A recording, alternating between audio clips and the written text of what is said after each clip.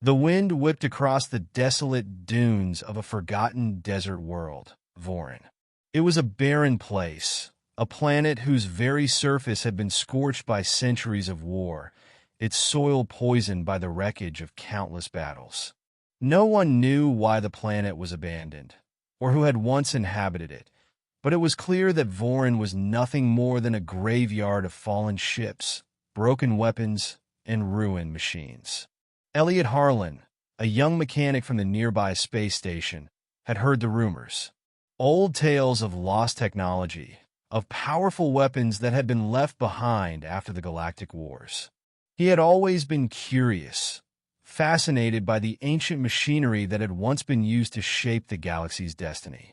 His job on the station was simple: fixing damaged ships, repairing engines, and scavenging for spare parts. But that day, his routine would be shattered. Elliot had always dreamed of finding something more than just broken equipment, something truly incredible. He had heard whispers about a weapon buried deep within the heart of the desert, a weapon so powerful that it could alter the balance of the galaxy. Some called it Valthera, but no one knew where it was or if it even existed. It was a chance encounter with an old map, found in the ruins of an old shipwreck, that set him on his path. The map indicated a location deep in the heart of Vorin's vast desert, a place marked with a symbol he didn't recognize.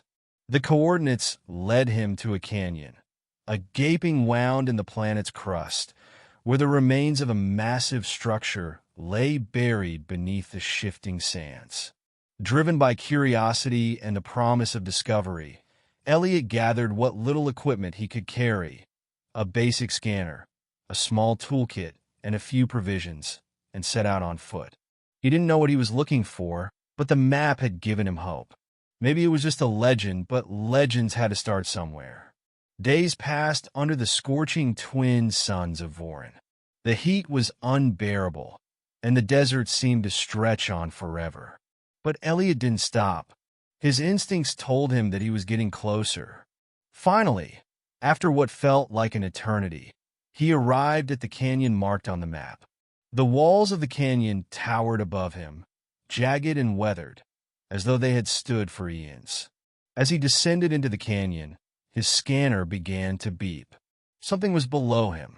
His heart raced as he followed the signal, winding his way through the narrow paths between the canyon walls.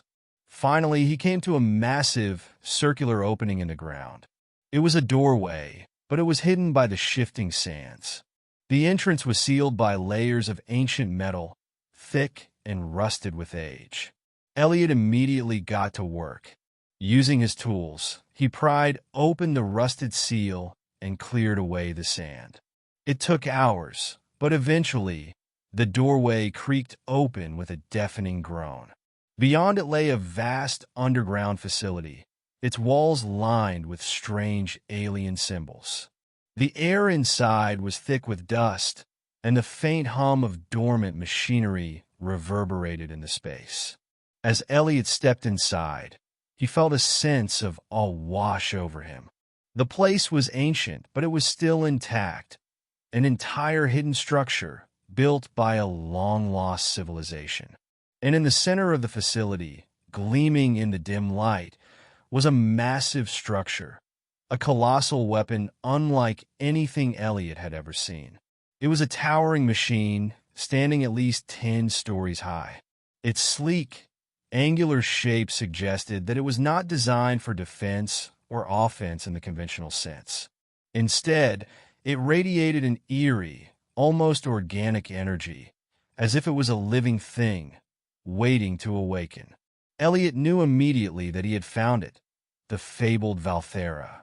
He approached the machine cautiously, inspecting it from every angle. There were no visible controls, no obvious buttons or levers. But as he traced the contours of the machine's surface, his hand brushed against a small, recessed panel. Curiosity got the best of him, and he pressed it.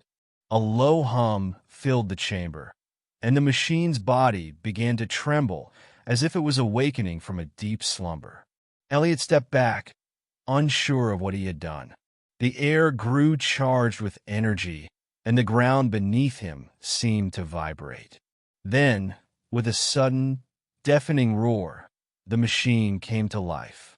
A beam of light shot from its core, and the entire facility was illuminated in a brilliant, blinding glow. The walls of the canyon shook as if the planet itself was responding to the activation. Suddenly, Elliot felt a sharp pain coursing through his body. His head spun, his vision blurred, and his knees buckled beneath him. The power of the machine was overwhelming, seeping into him, coursing through his veins. The light from the weapon surrounded him, and he felt as though he was being consumed by it, drawn into its very essence. Elliot awoke in a haze, his body heavy and disoriented. He was lying on the cold, metal floor of the facility, his heart racing. The weapon was silent now. Its beam of energy faded, but something had changed. As he tried to stand, he noticed a strange sensation. The power from the weapon had not only activated the machine, but had fused with his body.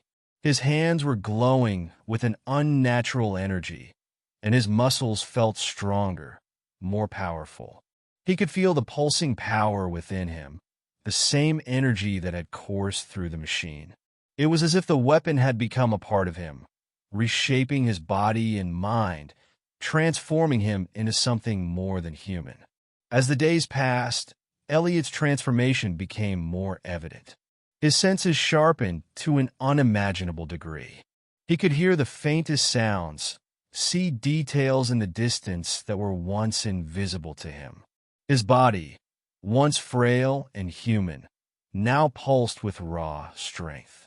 The energy that flowed through him was both exhilarating and terrifying. But there was a cost. The power that had fused with him was not without its dangers. Elliot could feel the constant pull of the weapon, the desire to use its power for destruction. He struggled to control it, but the more he tried to resist, the more the power threatened to consume him. The planet, once quiet and abandoned, began to stir. The weapon had been activated, and the energy it had released had triggered something else. Other factions interested in the weapon began to take notice. Elliot soon realized that he was no longer the only one who knew of Valthera's existence. His presence had drawn attention from across the galaxy. One day, a ship appeared in the sky, a sleek, heavily armed vessel descending toward the desert. It was a group of mercenaries, hired to find and seize the weapon at any cost. They came with the intent to control Valthera, to use its power for their own purposes. Elliot knew what he had to do. The decision was no longer about survival.